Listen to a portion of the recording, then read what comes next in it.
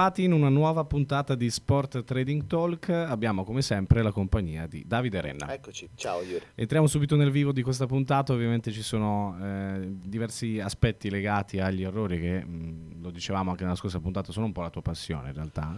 Sì, sì, non perché siamo Esatto. appassionati di fare errori, ma lo studio che c'è dietro al perché facciamo determinati errori è stato davvero determinante nel mio percorso. Poi è chiaro che più avanti parleremo anche di come potenziare le cose che vanno bene, ma questo percorso mi ha insegnato che prima ti difendi dalle situazioni che vanno meno bene, quindi Ah, quando certo. sbagli, e poi vai a potenziare quello che funziona. E gli errori sono un argomento fondamentale, forse perché eh, ho dovuto lottare contro il mio perfezionismo o contro l'idea che, che ti inculcano che l'errore è qualcosa di negativo, che bisogna sbagliare meno. Sì, certo, per performare devi sbagliare meno, ma prima di arrivare a performare devi accettare l'errore, devi capire che in realtà è prezioso, perché un errore è un dato informativo su te stesso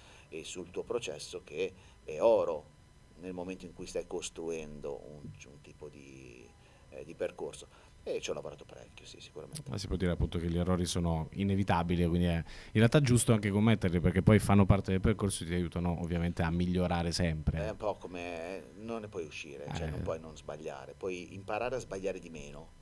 ok. Quindi se devi imparare a sbagliare di meno vuol dire che devi accettare l'errore, codificare l'errore, misurare l'errore per capire quante volte lo faccio e avere l'ambizione di farlo ovviamente di meno. Questo è un po' il percorso che ho fatto io, è nato nel 2018, stavo facendo un viaggio verso New York dove di solito andavo a passare il primo mese della stagione a settembre per un po' stimolarmi.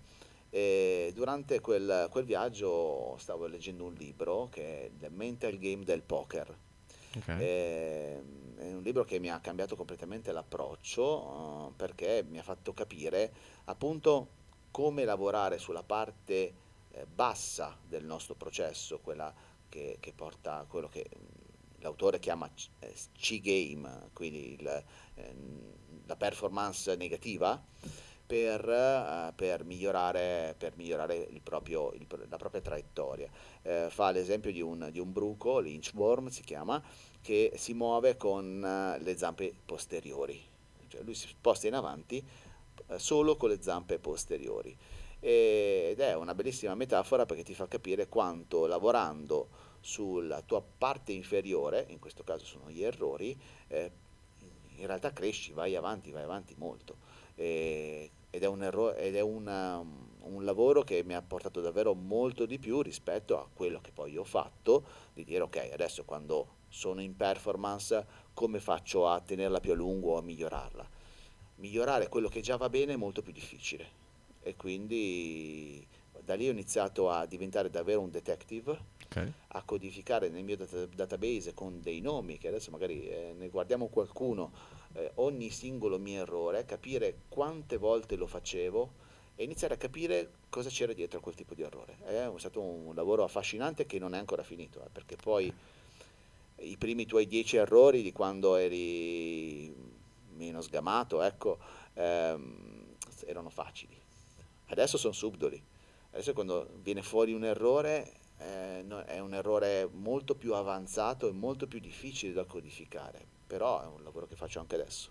Ti ricordi i tuoi primi errori? Quelli Sì, che ti hanno fatto insomma sì, c'era crescere qualcuno di cui mi inizialmente? vergogno anche, però Ok. succedeva, insomma, forse ne avevamo già parlato, l'errore da stadio, Ah, poi ok, certo.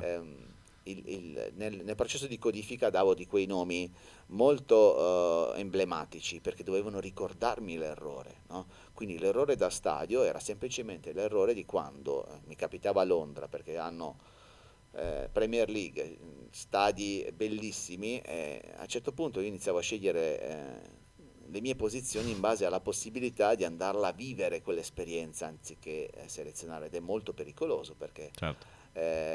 guarda, mi è capitato anche 2 o 3 giorni fa, no, l'Inter ha giocato credo 2 giorni fa contro il Como, Mm.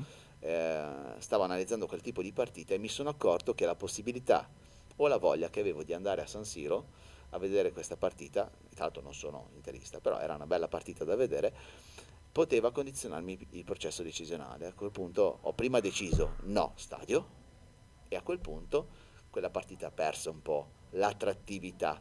Ok, L'errore da stadio era simpatico, è simpatico, è subdolo, però ce ne sono anche tanti altri come l'overstake, vuol dire vai ad amplificare, questo è molto, molto primordiale, molto giovanile nel momento in cui vai per l'avversione alla perdita di cui abbiamo parlato prima, hai perso, la posizione successiva la vuoi potenziare per recuperare le perdite, perché poi alla ok, fine è umano voler recuperare le perdite, ma dare seguito a quell'errore umano che è modificare il tuo il piano di gestione del capitale, quindi andando a sovrastimare la posizione successiva, è un errore davvero banale che fortunatamente non faccio più da tanti anni, dal professionismo in poi, perché un professionista l'overstake non lo fa, però nella fase in cui stavo andando a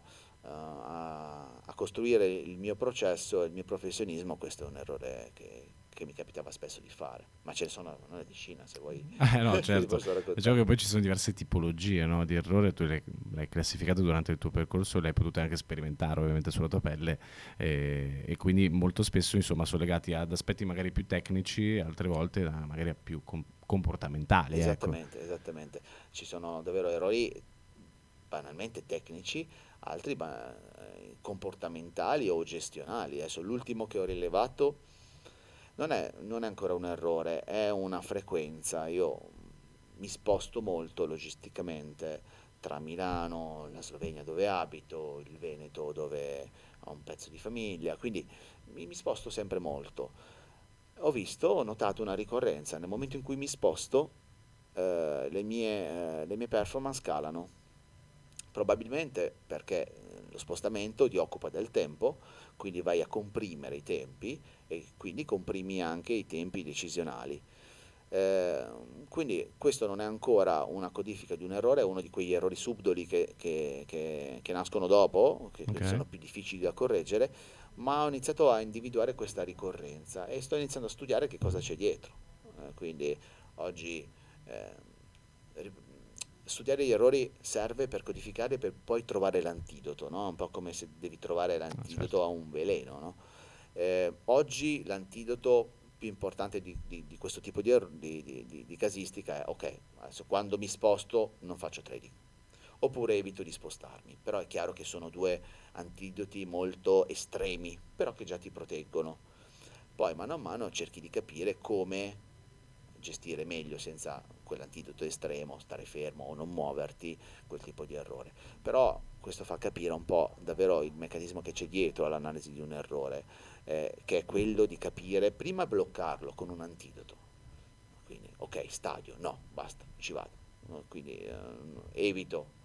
E già degli antidoti estremi elevano la tua performance davvero di tanto, perché comunque ti ripari davvero dal Certo. caso estremo.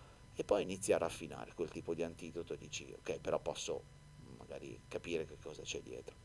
Però gli errori sono davvero subdoli perché alcuni nascono anche a catena, Ok, da uno quindi deriva l'altro. sì, Ok. e quindi lì il vero detective deve andare a capire, ok, ma da dove è nato questo errore? Trovi una ricorrenza, almeno nel mio caso, una ricorrenza statistica davvero importante dove c'è l'errore che richiama un altro errore, che richiama un altro errore, magari arrivano tre in catena, e allora lì è importante definire qual è la gerarchia, qual è il trigger iniziale che mi ha fatto portare fuori strada. Quindi, ripeto, ne ho codificati a decine, quindi Certo, vuol dire che gli immagino. errori si fanno e hanno davvero tante casistiche. La cosa incredibile è che non si smette mai di fare errore, quindi No, no, no, si smette. Si può smettere di fare quelle tipologie di errori, cioè certo, ci sono alcuni errori che sono spariti completamente dal mio panorama, cioè ok, l'overstake, il last minute, che era l'errore che mi portava a scegliere una posizione negli ultimi minuti prima dell'inizio di una partita. Adesso c'è un processo ok, chiaro, lo devo scegliere la mattina perché devo essere distante dall'emotività dell'evento, Ehm, il last minute è un errore che non faccio più perché ho imparato a gestire il mio tempo e il mio processo, però gli errori nascono sempre e c'è sempre una causa dietro quell'errore, senza però, ecco, vorrei dire anche questo, estremizzare il processo, cioè non è che tutto è un errore, non è che ogni volta che perdi è un Certo. errore, che esiste la varianza è la, la media matematica che si allontana da una posizione o meno, quindi esiste il fatto che la fortuna, la sfortuna, oppure la semplice lettura sbagliata di un evento. Siamo esseri umani, si deve anche accettare di leggere male una situazione, quello non è un errore. L'errore è quando tecnicamente o a livello comportamentale o a livello gestionale qualcosa va storto e ti genera una sconfitta, quello è l'errore. Ecco, nel tuo percorso sono stati più errori comportamentali o tecnici? Comportamentali. Ok, totalmente Sì, sì, comportamentali. sicuramente. Ho dovuto imparare a gestire il mio tempo, ma l'esempio è anche quello dello spostamento. Ho dovuto Certo. imparare a gestire bene il mio tempo con degli antidoti anche pesanti.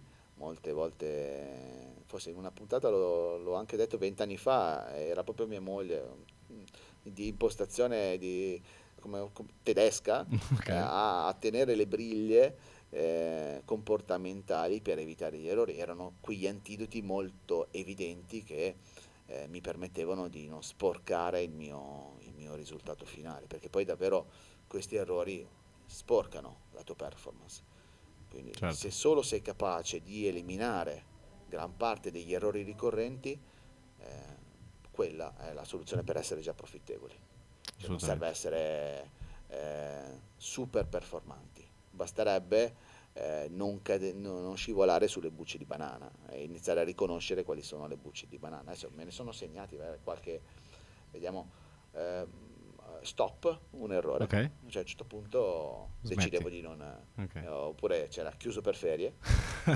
Ok. Spesso dopo degli errori non avevo la capacità di rimettermi subito in carreggiata.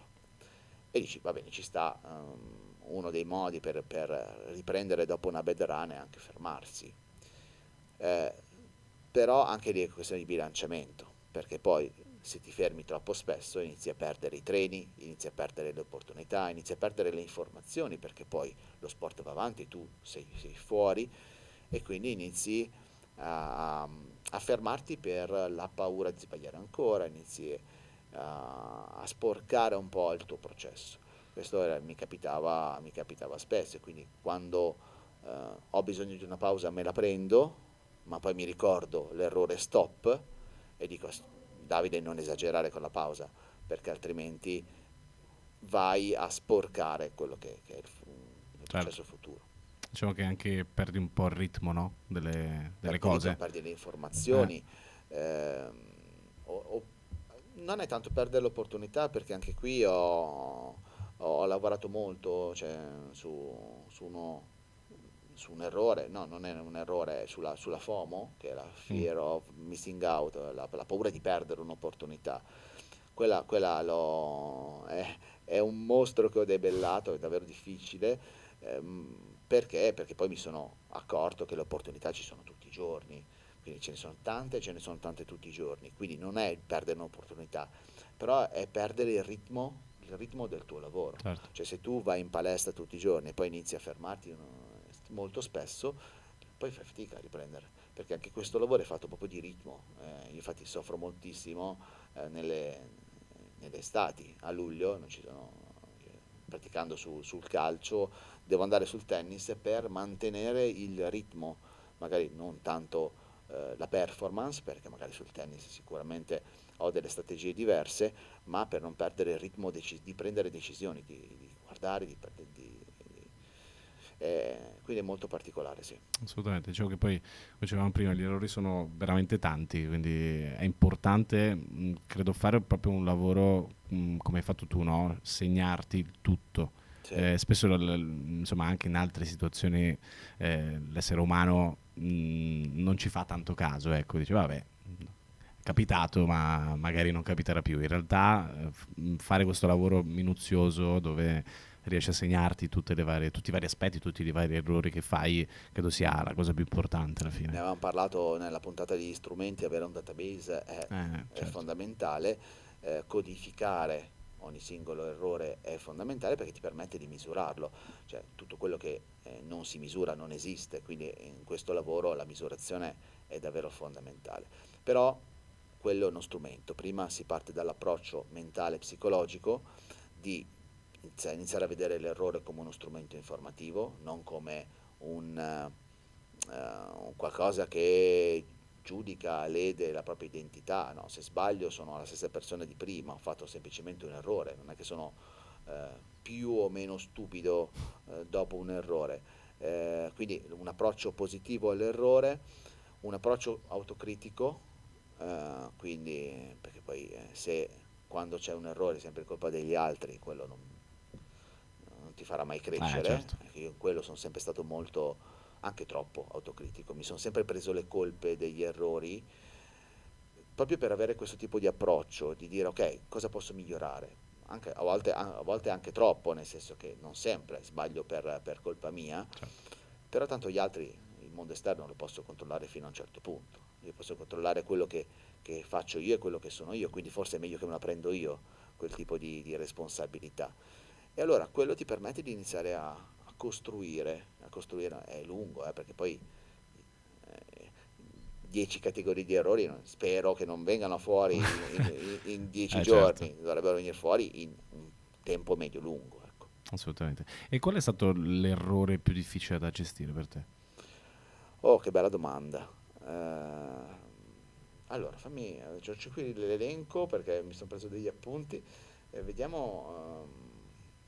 Allora, sì, il fuori modello perché io mi piace essere creativo, mi piace essere sperimentale, quindi mi capitava poi di codificare il mio modello di investimento, di selezione e poi di voler andare fuori, di vedere, di cercare comunque una posizione profittevole anche in giornate dove quelle posizioni non venivano fuori. Ok. Siccome ho un modello di selezione che filtra molto, quindi faccio circa 200 operazioni l'anno, quindi vuol dire neanche una al mese, neanche una al giorno, quindi vuol dire che devo aspettare molto la configurazione della mia posizione. In quei giorni di pausa tendevo a voler trovare lo stesso una posizione. Come l'ho codificato? L'ho codificato prima con mia moglie che mi bloccava, no, poi a parte gli scherzi, avviando dei metodi e delle strategie parallele molto sperimentali, quindi molto più piccole a livello di stake, a livello di backroll, che mi permettessero di comunque essere in campo su altri campi, anche quando nella strategia principale ero obbligato a fare una pausa o sono obbligato a fare una pausa. E questo è fondamentale perché da una parte chi fa questo tipo di lavoro ha bisogno di stare in campo tutti i giorni, un po' come l'atleta, però la partita la fai la domenica, gli altri giorni puoi fare amichevoli, puoi fare allenamenti, ma non puoi fare sempre partite di Champions League. Certo. Questo vale per tutti, no? E quindi per me la cosa più difficile è stata trovare degli antidoti che mi permettessero di essere in campo sempre senza sporcare la strategia principale.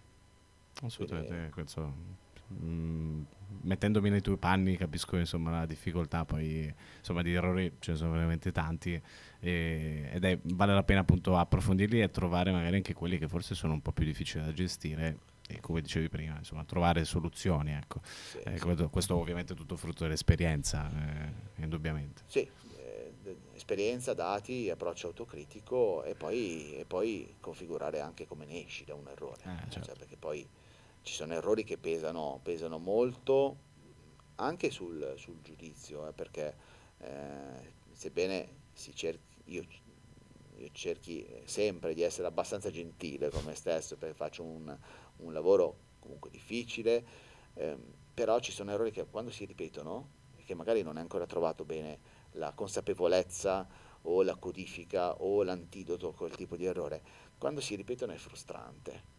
Eh, Ne parlavo qualche giorno fa sull'ultimo errore che mi è capitato, cioè sull'ultima, non è ancora un errore, sulla ricorrenza degli spostamenti cioè, cavoli, però è un pattern che ho visto, che conosco, di cui sono consapevole. Perché non riesco ancora a gestirlo? È perché vederlo è già uno step, risolverlo non è semplice, risolverlo Certo. ti porta a dover fare delle azioni preventive per risolverlo, non è semplice. Quando torna fuori parecchie volte lo stesso errore è abbastanza frustrante, però è la chiave poi per risolverlo. Assolutamente, abbiamo fatto una bella panoramica, credo, di tutti Parlerò più di gli errori, errori, poi ovviamente non ce ne sono tantissimi altri, ma sì, sì, sì. approfondiremo magari anche in futuro, non so, con qualche altra puntata. Ti ringraziamo Davide per Grazie a essere te. stato ancora qui con noi, ricordo in conclusione mail info@sport-trading.life, abbiamo anche il numero di telefono 320 47 47 580, Davide Renna su Instagram e LinkedIn, e poi trovate il sito web per rimanere aggiornati www.sport-trading.life. Grazie mille ancora e ci vediamo alla prossima puntata. Ciao, a presto.